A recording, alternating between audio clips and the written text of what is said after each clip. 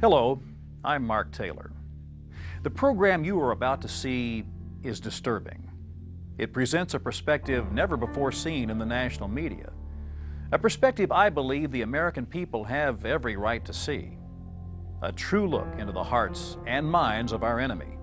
Most mainstream media, the radical left, our so-called allies, not to mention recent theatrical productions, have painted our leaders as power-hungry warmongers, hell-bent on the domination of the Arab world, while portraying happy, kite-flying Iraqi children, unveiled women shopping in the markets, and men sipping coffee at local cafes. A paradise of happy Islamic people, free to live their lives until the evil Americans invade their sovereign country. During this presentation, you'll witness a view of radical Islam most of us are not familiar with. However, it is a view that innocent Muslims throughout the Middle East have seen and experienced all too often. A world where the minority, made up of Islamic extremists, religious zealots, and tyrannical dictators, rule with an iron fist. A world where, for the majority, torture, murder, and fear are a way of life. A place where rights and freedoms are for those with the power to take them. The program you're about to view contains graphic and brutal images. Like the horror of the concentration camps of Nazi Germany, they demand to be seen. And like those images of the Holocaust, they prevent the naysayers from denying it happened, and the rest of us from ever forgetting that it did. This video record forces us to take a long, hard look at the people we would have lead us into future battles. They force us not to do what portions of the world, such as the radical left and much of the media, would have us do. We will not, like the secrets of Saddam, keep these powerful images and our heads buried in the sand.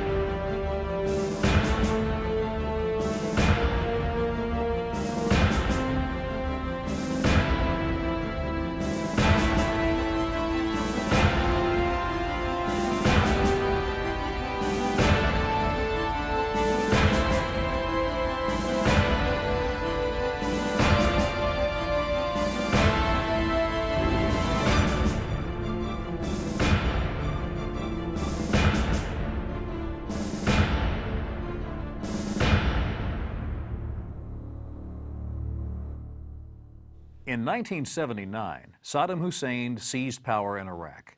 For almost a quarter century, this evil dictator subjected his people to some of the most sadistic and cruel methods of torture and murder not seen since Adolf Hitler's concentration camps and the gulags of one of Saddam's personal heroes, Joseph Stalin.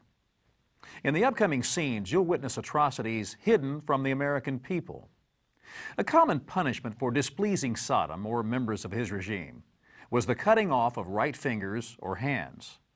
Many of these people were innocent Baghdad merchants whose amputated hands and fingers were presented to Saddam as evidence of their punishment. Cutting off a hand served not only as a punishment for the victim, but upon their return into Iraqi society, this mutilation served as visual evidence to the people, the consequences of challenging or simply displeasing Saddam Hussein.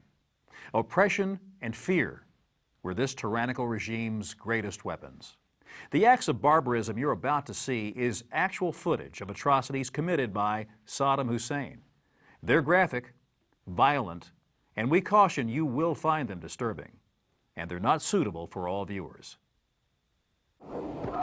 An Hussein family friend reported that once Uday discovered the internet, the abuse of the Iraqi people became even more savage, as he used it to research torture methods from other ages and lands. According to this friend, he was especially fond of having offenders beaten on one side. He would then halt the beating, order medical tests, and have the thrashings resumed until physicians determined complete failure of the kidney on that side.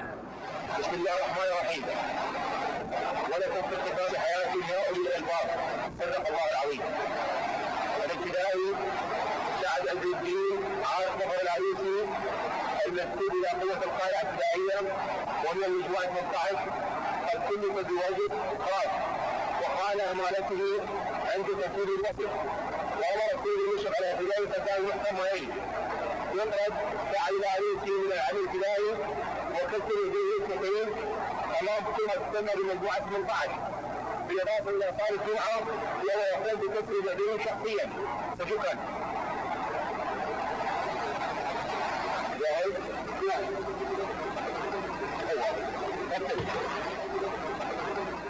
The amputation of one's tongue was approved in mid-2000 as a new penalty for slander or negative remarks about Saddam or his family.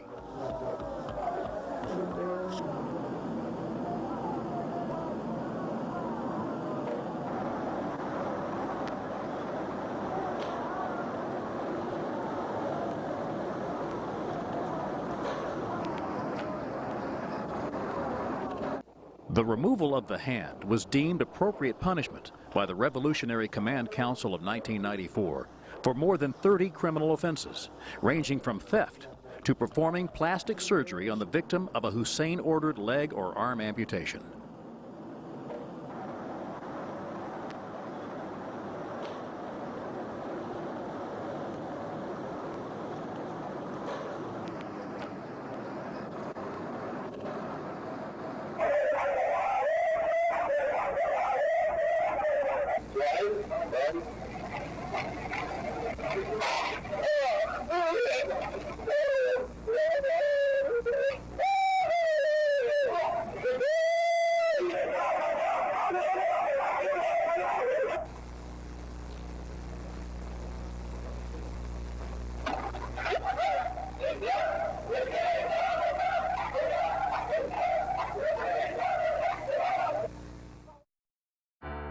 On October 10, 2002, Senator Hillary Clinton had this to say: "It is clear that if left unchecked, Saddam Hussein will continue to increase his capacity to wage biological and chemical warfare, and will keep trying to develop nuclear weapons."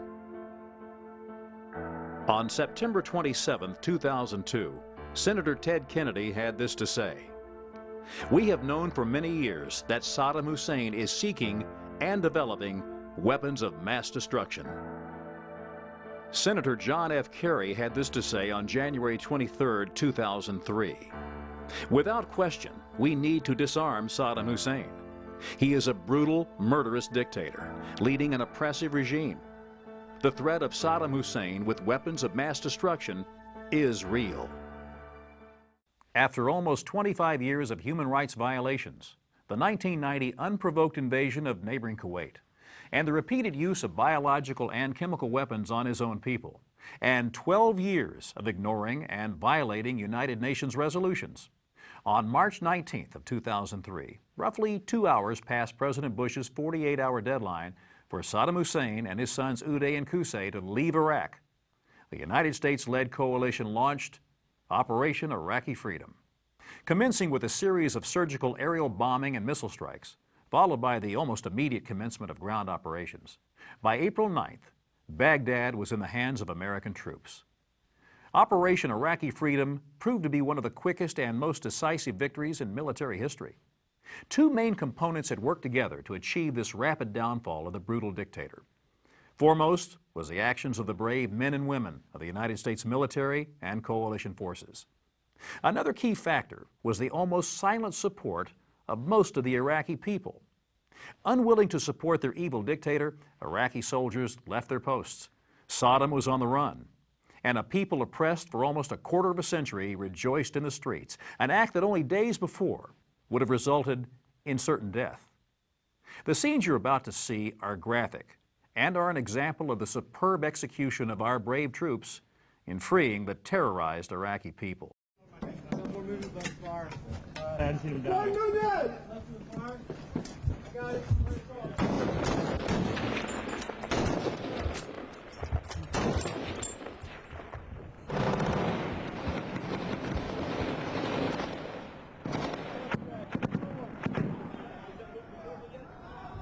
Down. All right, 2 and 3. Ready, HDB.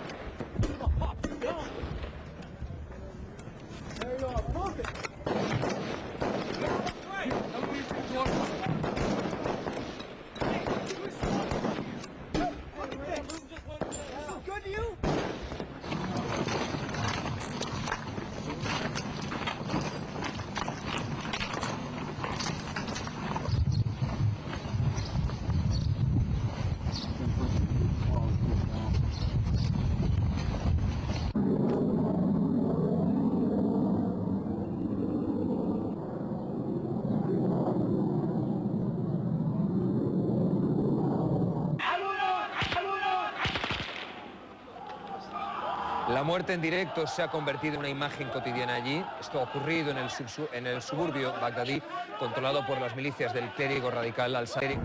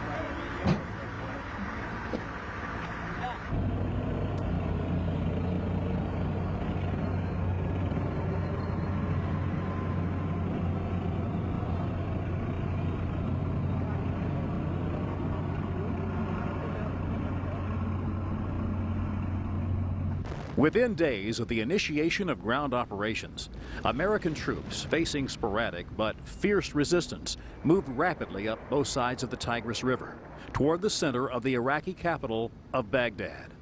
Other troops entered and secured Saddam City, a northeast suburb of Baghdad, while additional troops entered the city from the northeast, and Baghdad was surrounded. After only a few days of fighting around the capital, U.S. forces launched a series of thunder runs, where a convoy of M1 Abrams tanks and Bradley armored personnel carriers entered the heart of the capital. What was intended to be both a show of force and a test of Iraqi defenses in the inner city resulted in the capture of Saddam's main palace in the heart of the most well-defended sector of the city. It was a position our brave troops would never relinquish, and was an indication of the speed in which Baghdad would be liberated. Even as Iraq's information minister, Mohammed Saeed al-Sahaf, known around the world as Baghdad Bob, made comments like, "I triple guarantee you there are no American soldiers in Baghdad." The world watched on live television as U.S. troops moved freely around Saddam International Airport and other areas of the city. In less than 3 weeks from the detonation of the first precision-guided bomb in Baghdad on March 19th, the capital had fallen. Through the efforts of the brave men and women of the coalition forces and superb planning by General Tony Franks and his staff, one of the largest militaries in the world had been defeated, and in record time. As you will witness by the upcoming footage, the combination of excellent execution by our troops and the advanced technology of American weaponry allowed the identification and elimination of the enemies of freedom, even under the cover of darkness. Big truck over here is having a little powwow. Yeah. Yeah, what are these guys gonna do?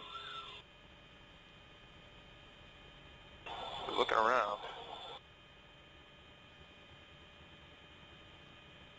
You're looking off the left? Yeah, that's where that guy just stopped. Started that. Just went to his truck. Okay. Now he's running off into the field. You see this? Yep. I got a guy running, throwing a weapon. Smoke him. Over by the other side. He just dropped the weapon. I'm engaging. Roger that. Oh, we need one in line. You want me to shoot the gun? Get the guy in the field. Get the guy in the field. Roger, right there. Clear to engage? He threw it off in the field. He's running back to his vehicle. Clear to engage or no? Stand by.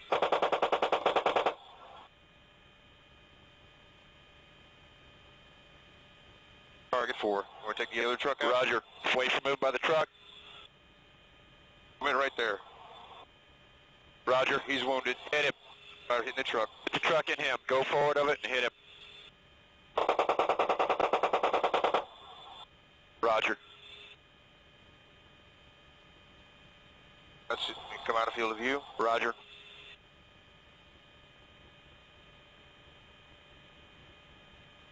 Let me check this again. One more movement there. 4 there. What do you say, 3? For years throughout the Middle East, one of the more common tactics of terror has been bombings.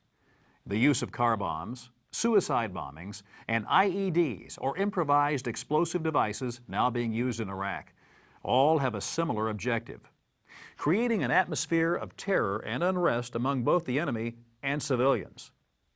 A practice commonly used by terrorists is videotaping these murders, which are then edited and placed on Islamic websites to be viewed all over the world.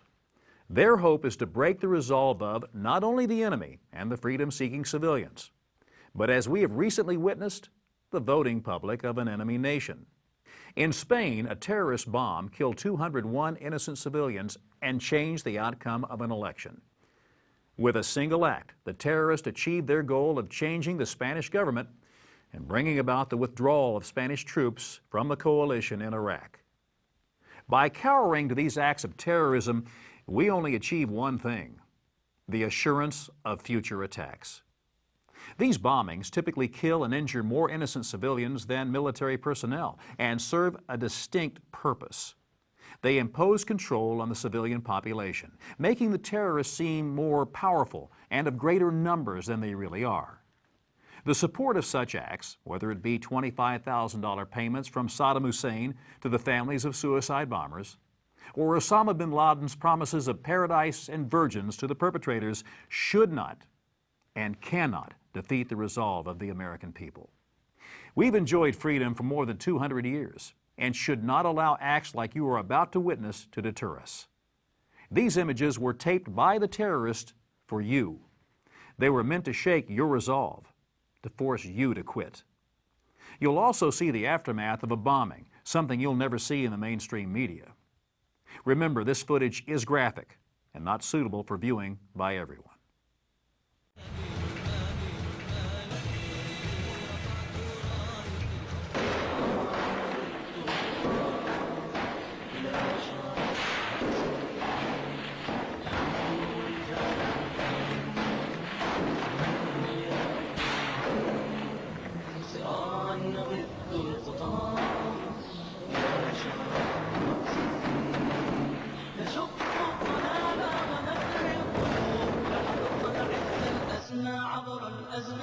ودفعنا عن بيضتنا كيد الشيطان وسبقنا كل الأقوام بكل شيء ورددنا جند الكفر عن كل غير وسبقنا كل الأقوام بكل شيء ورددنا جندنا في كل حال حب الراحة والإفراط بحب المال وكراهية الموت السم في سبيل الحي وسكوت دعاة الهدي عن قمع الغي وكراهية الموت السم في سبيل الحي وسكوت دعاة الهدي عن قمع الغي.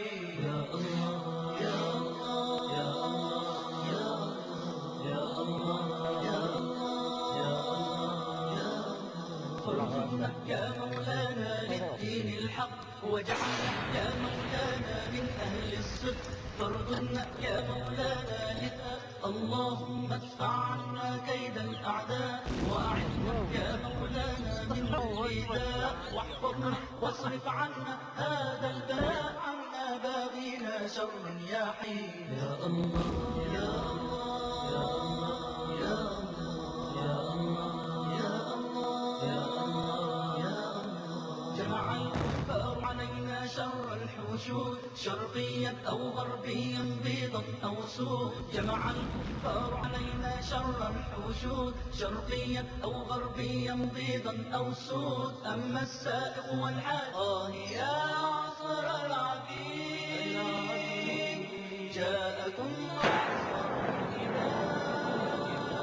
القيود ونملأ بالنور هذا الوجود نشق الظلام ونفر القيود ويدا بيد سراعا نضد الخطى إلى شرف زود الدنا ويا أمتي سددي واصعدي ويا أمتي سددي واصعدي ويا أمتي سددي واصعدي رجال الغدير واشرحوا للدهر معنى الصمود وقد زاله كرم المحتدي ونشرح للدهر معنا صراعا نضد الخطى إلى شرف المقصد.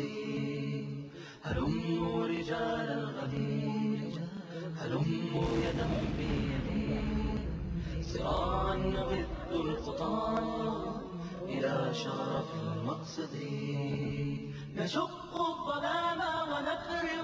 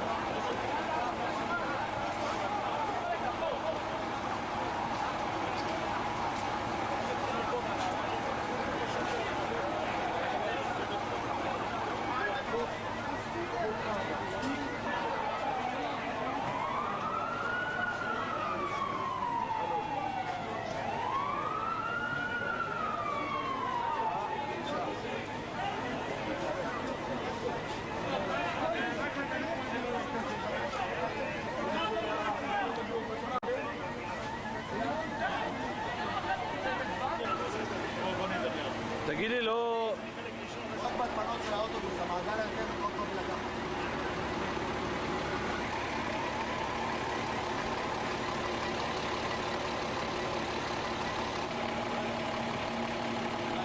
כמה גופות? אני ראיתי איזה 9, אני חושב. 9? מה המצב? מה נשמע? וואלה, מיכה. מה אני אגיד לך? יש פיזור לא רגיל. כן,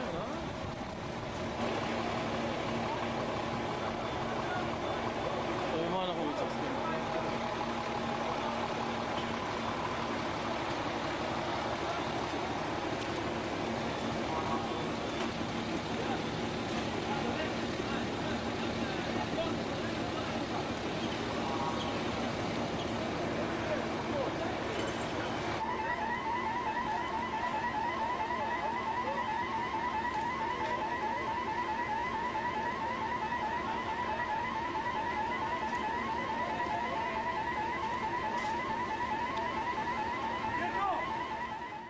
The terrorizing of innocents has been a common practice by both terrorists and dictators of brutal Islamic regimes. Much of the recent controversy surrounding Abu Ghraib prison outside of Baghdad pales in comparison to its brutal past. In our first segment, you witnessed some of these crimes. The abuse by a handful of American servicemen and women was, without question, beneath the dignity of the American military. On May 10, 2004, Senator Edward M. Kennedy made the following statement. On March 19, 2004, President Bush asked, who would prefer the Saddam's torture chambers still be open? Shamefully, we now learn that Saddam's torture chambers reopened under new management, U.S. management. This statement, as you will witness by the upcoming videos and photos, is not only an unfair comparison, but completely inaccurate. The producers and I both contacted the offices of Senator Kennedy, offering him a chance to either retract his statement or appear on this program to defend his distorted views of Abu Ghraib prison. We received no response. Under Saddam Hussein, more than 30,000 people were executed at Abu Ghraib prison. Countless others were tortured and mutilated. In the next segment, you will see abuses by a small number of rogue American military personnel. Images we've all seen over and over again in the American media. You will then see footage from Saddam's Abu Ghraib prison. footage that most of the mainstream media won't show, and that Senator Kennedy compares to our treatment of prisoners. Which is torture and which is abuse? Do they compare? You be the judge.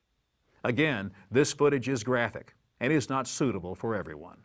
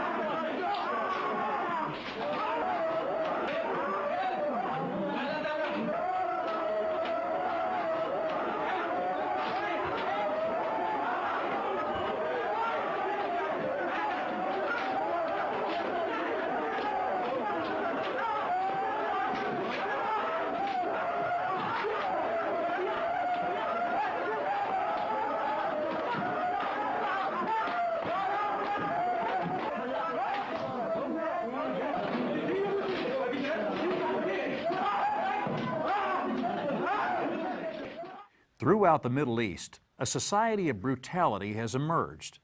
From the peaceful teachings of the Quran has come a misguided form of Islamic faith. Extremists and tyrants using the Quran as their justification have bastardized Islam. With exhortation to be faithful to their twisted form of Islam, the public is urged to watch and at times forced to participate in acts of cruel punishment and barbaric executions. An enemy of a radical Islamic regime must merely be accused of a crime, then immediately sentenced to a brutal punishment. Often the punishments are performed in public. This serves multiple purposes. First, it rids them of a perceived enemy. Second, it gives them the appearance of the acceptance of their abuses by a participating public. Third, it instills a charade of holiness upon them as God's enforcers. To question their authority or teachings or simply displeasing them results in torture or death in a public spectacle of brutality. In such a society, governed by criminals and murderers, there is no right or wrong, only fear. The public's fear of the oppressor, and the oppressor's fear of freedom. What you are about to witness are common displays of public barbarism. These scenes show how manipulation of a faith and its followers can lead to public acceptance of violence and murder. These scenes are quite graphic, and viewer discretion is advised. While the pulling out of fingernails, rape, amputation of body parts, and piercing of hands with electric drills were all common methods of torture and punishment by the Hussein family, the favorite of Uday, Saddam's oldest son, was the medieval falaka. This method of public punishment involves a rod with bindings that go around the offender's ankles, so that, feet in the air, the victim can be beaten on the soles of their bare feet with a stick, resulting in fractures and extreme pain. A top Iraqi official in TV and radio said that he had been beaten so many times for trivial mistakes like being late for a meeting or a grammatical error on a broadcast that Uday required him to carry a falaka in his car so that he could be beaten immediately upon upsetting him.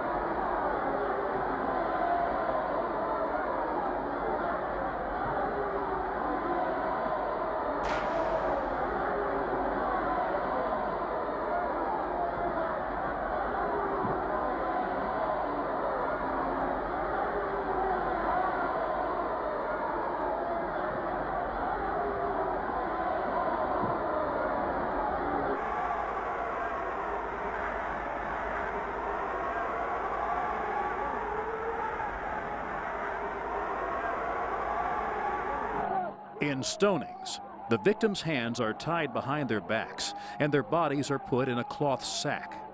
Then this human package is buried in a hole up to the victim's waist. After the hapless individual has been secured in the hole, the crowd begins chanting Allahu Akbar, meaning God is great, while throwing palm-sized stones at the head of the victim from outside a circle drawn around them.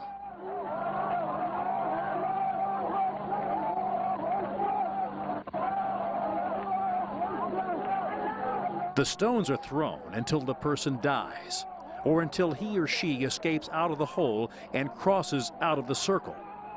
Giving the victim the false hope of escape is particularly cruel, since escape is impossible, given that the individual's hands are tied behind their backs and they are buried in a hole up to their waist. Naturally, the procedure is extremely barbaric and bloody.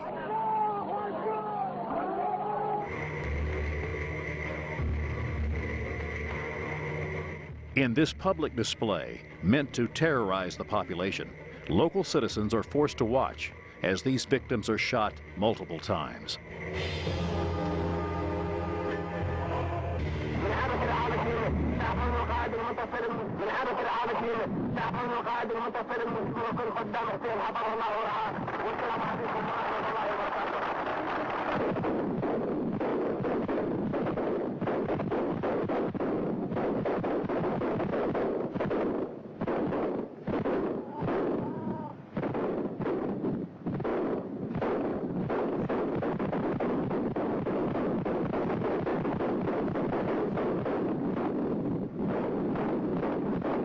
These senior Iraqi officers ensure their death with several shots to the head of each victim.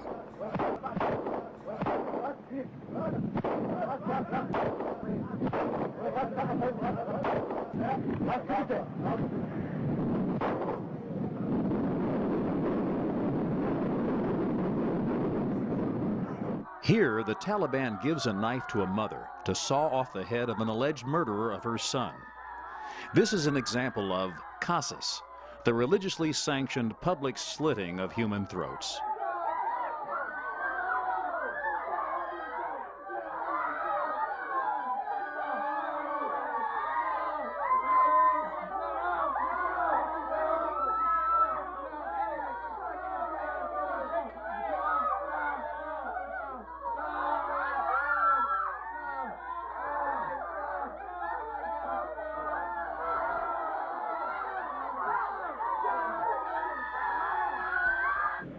In October of 2000, dozens of suspected prostitutes were beheaded without judicial proceedings in Baghdad and other cities in Iraq. The killings were reportedly carried out in the presence of Ba'ath Party officials and the Iraqi Women's General Union. Men suspected of procurement were also publicly beheaded.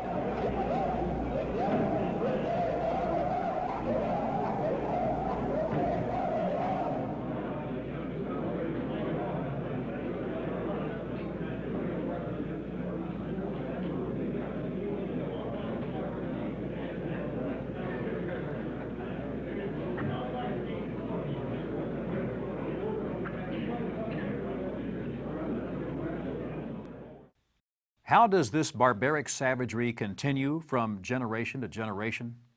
Oppressive dictators and regimes throughout the Islamic world, which knows no democracies, live in opulent luxury while their people suffer in poverty and hopelessness. To keep the people from rising up against them, these regimes blame their country's squalor and hopelessness on the decadent West and the great Satan, America. They begin their evil indoctrination at an early age. The following video, while the least graphic and violent of our footage, is, I believe, the most disturbing. The infection of a young mind ensures a new generation of terrorism. What you are about to see is truly child abuse. Only with the introduction of liberty instead of lies, freedom instead of falsehoods, and self-empowerment over the oppressors can we hope to cleanse these children of the hatred ingrained in their young minds. In radical Islam, shahada means to kill oneself for Allah, while murdering as many infidels as possible. حكيت عن الشهادة كشيء جميل، أنت بتعتقد إنه شيء جميل؟ الشهادة كتير شيء جميل جدا جدا، كل الناس بتتمنى الشهادة. أيوه. لأنه يعني إيش في أحلى من إنك تروحي على الجنة. طب مين أفضل، السلام مع وجود حقوق كاملة للشعب الفلسطيني ولا الشهادة؟ الشهادة. أنا أخذ حقي بعدين أستشهد، لأنه بدنا نعيش إحنا طفولتنا حياتنا. ماشي. يسرا أنت راضية بالكلام هذا؟ طبعا الشهادة أحلى، لأنه إحنا هلا بدناش الدنيا، بدنا الآخرة. أيوة. إنه مش الدنيا اللي حتفيدنا، الآخرة. عشان هيك طبعا يعني إنه كل الشباب الفلسطينيين يعني مش زي أي شباب ثانيين، دمهم حامي. طبعا أكيد بفضلوا الشهادة لأنهم فلسطينيين. خلينا أسألك سؤال بصراحة، هل أنتم بطبعكم بتحبوا الموت؟ في فرق بين الموت والشهادة.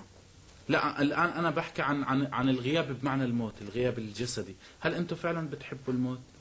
ما فيش أطفال بتحب الموت، لكن أطفال فلسطين أخذوا فكرة إنه هذه شهادة، إنه عندهم مثلا إنه الموت شهادة، وهذا إشي كتير كويس. لله رب العالمين، برفع راسي وإلي الفخر والاعتزاز اللي ابني شهيد، ومش شهيد ابني بس، كلهم أولادي. بتزعل يا غالي وتبكي فراقي يا أبويا يا غالي، لأرضي فدائي، عزم وإرادة حوفيلك بوعدي، أحلى الشهادة فوق صدرك يا أرضي، ما أحلى الشهادة فوق صدرك يا أرضي، حبيبتي يا أمي يا أغلى ما فيني، زفيني بيد فوق صدرك دمي. سيدي الرئيس، ما هي الرسالة التي تريد أن توصلها إلى الشعب الفلسطيني بشكل عام والأطفال فلسطين بشكل خاص؟ هو هذا الطفل اللي بيمسك الحجر قدام الدبابة مش أكبر رسالة للعالم وبيستشهد هذا البطل؟ نادى الصغير يا أبي إلى اللقاء، يا أبي إلى اللقاء، إلى اللقاء يا أبي إلى اللقاء، سأمضي بلا خوف ولا بكاء، فما أجمل ريح الشهداء، سأمضي أبي إلى مكان في السماء، ما أجمل ريح الشهداء، يا أبي إلى اللقاء، يا أبي إلى اللقاء.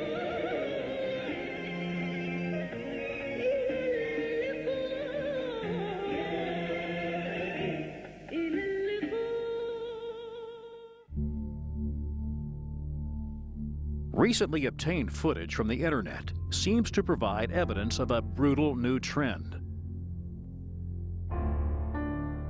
At ever younger ages, these children are trained in the most hideous form of terrorism.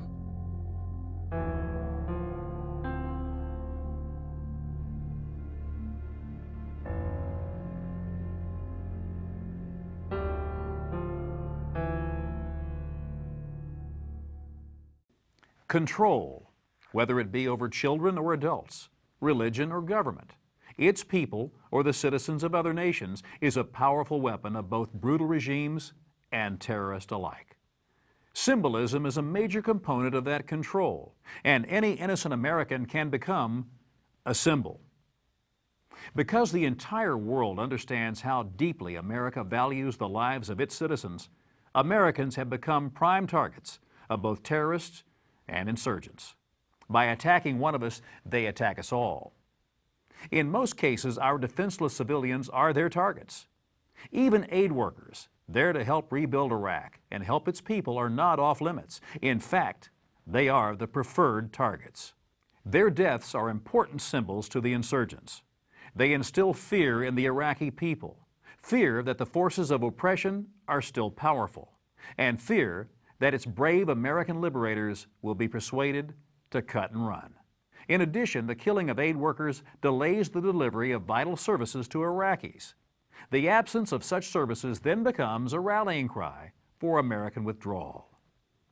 The next video images are of an attack by insurgents on American contractors in Fallujah.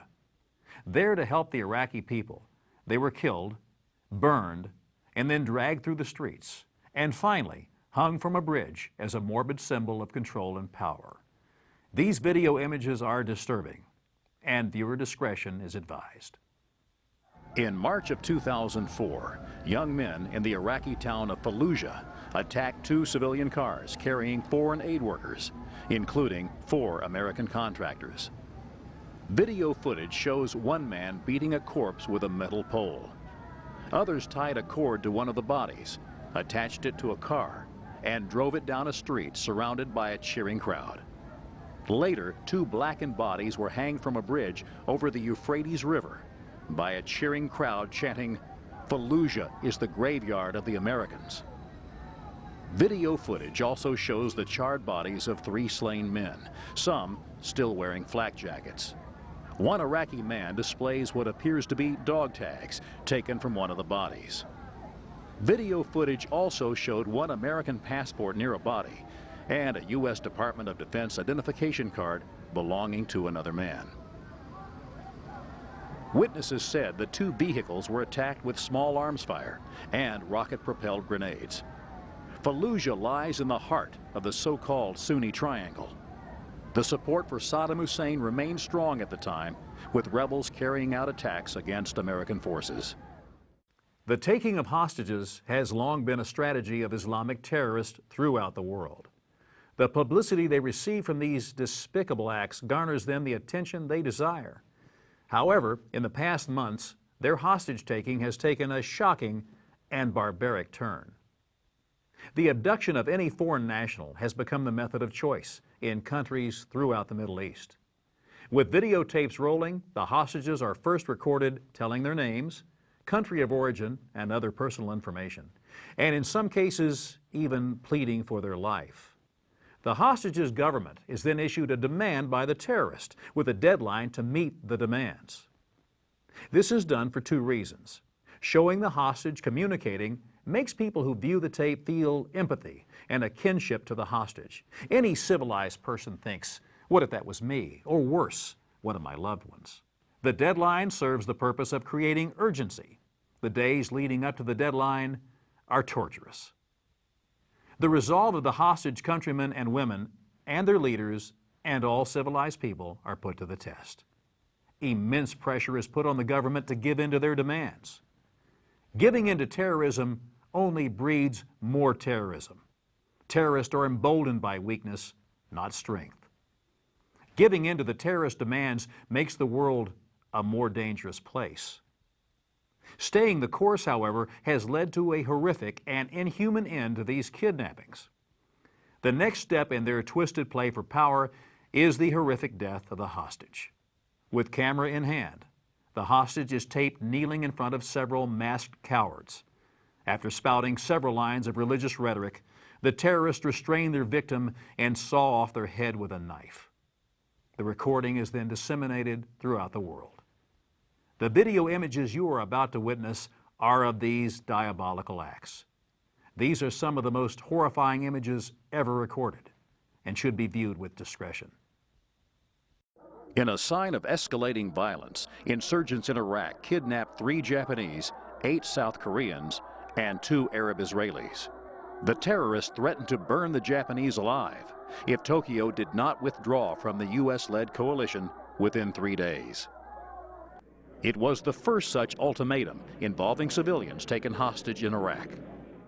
The Arabic TV station Al Jazeera aired portions of the tape from a previously unknown group, calling itself the Mujahideen Squadrons. It shows 2 Japanese men and a woman, identified as 2 aid workers and a journalist. 4 armed masked men point knives and swords at the chests and throats of the blindfolded captives, showing off their passports. صبتم النساء وربات الحجال ولئن نهبتم أموال المسلمين وسرقتم ثرواتهم وتحكمتم في اقتصادهم. Please get out of here! Here! Here! I don't want to die. I don't want to live. Your life is important, and my life is important. Paul Marshall Johnson Jr., American, sir. I'm American out of the United States. In the front end of the Apache helicopter is, I work on Apache helicopters.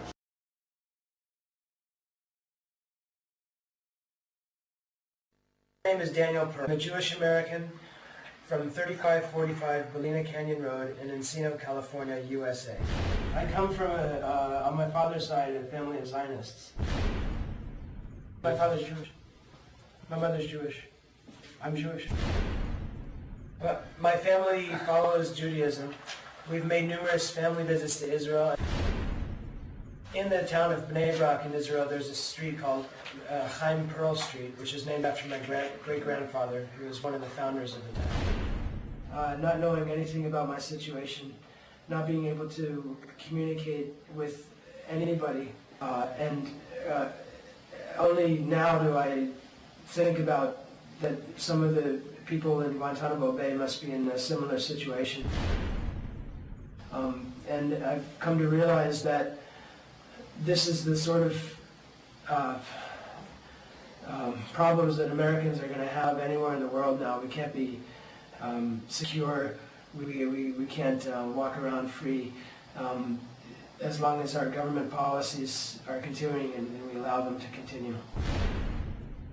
We Americans cannot continue to bear the consequences of our government actions, such as the unconditional support given to the State of Israel with 24 uses of the veto power to justify massacres of children, and the support for the dictatorial regimes in the Arab and Muslim world, and also the continued American military presence in Afghanistan.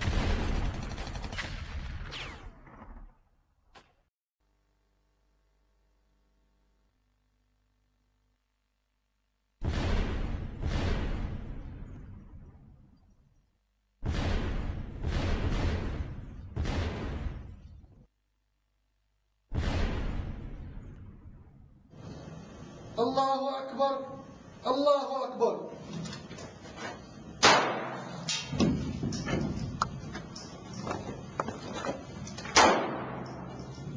الله أكبر الله أكبر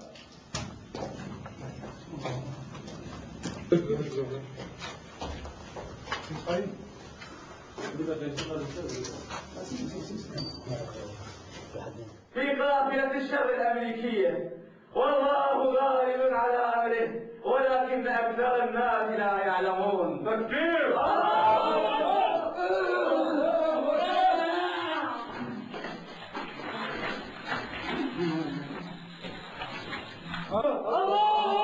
الله أكبر! الله أكبر! الله أكبر! الله أكبر!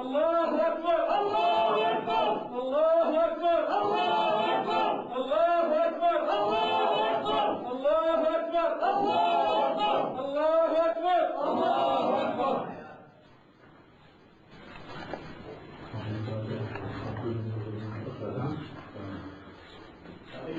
في سجن أبي وغيرها دونها الدماء والنفوس، ولن يصلكم منا إلا النجوش مثل النرش والتوابيت تلو والتوابيت ذبحا على هذه الطريقة. الله أكبر! الله أكبر!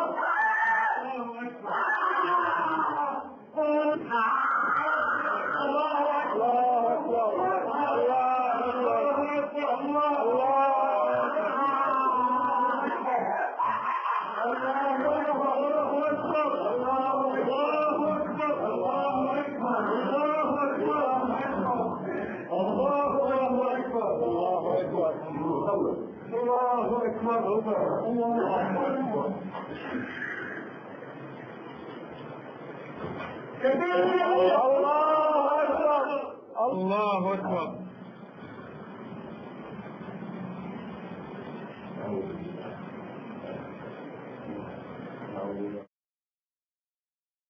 قاتلوهم يعذبهم الله بأيديكم ويخزهم وينصرهم وينصركم عليهم ويشف صدور قوم مؤمنين ويذهب غيظ قلوبهم ويتوب الله على من يشاء والله عليم حكيم.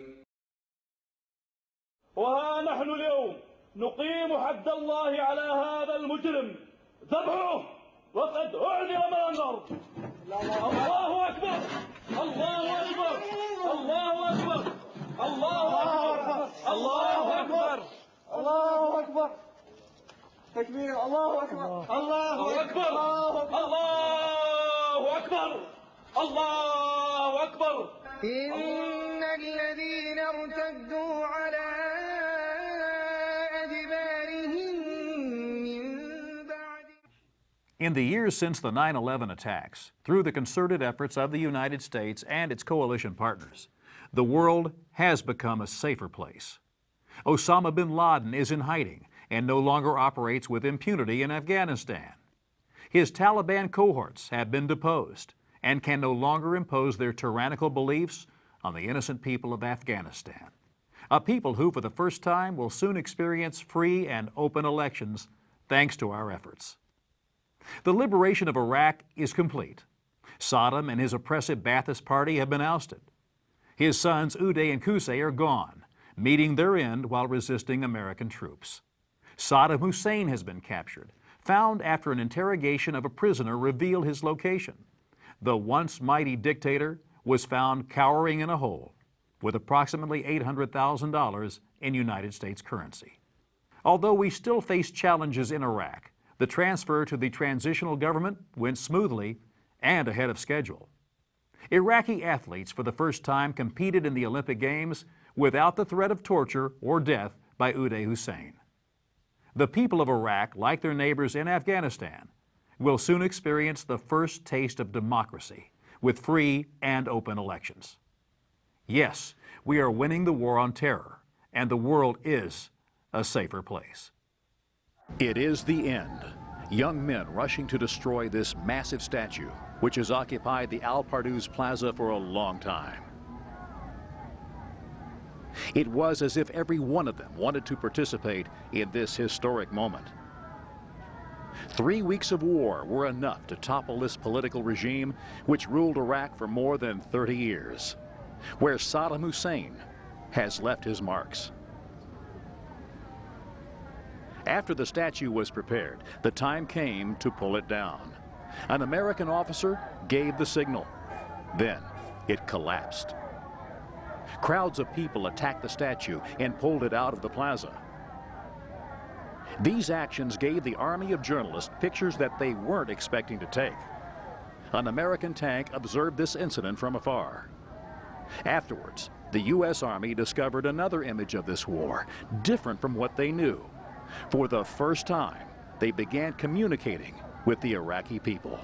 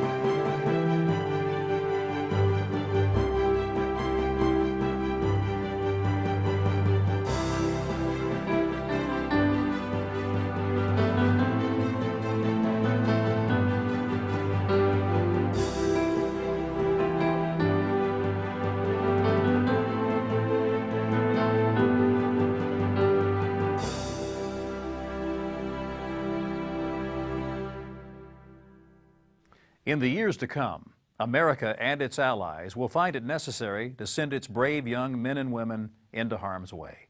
In this we have no choice. As a brave American soldier said, "I would much rather fight them here than at home. Here we all carry guns." The terrorists would like nothing better than to bring the reality of the video images you've seen to the streets of America. They will not rest until the free nations of the world have become Islamic states. But with the attacks of 9/11, they, like the Japanese in World War II, have awoken the sleeping giant. The resolve of the American people will prevail. And for those who would challenge freedom, understand there will be a price for your actions, either captured and fairly judged for your crimes like Saddam Hussein, or with the justice of American firepower like his sons. The choice is yours. For in this fight, we will not falter, and we will not fail. God bless our troops, and God bless the United States of America.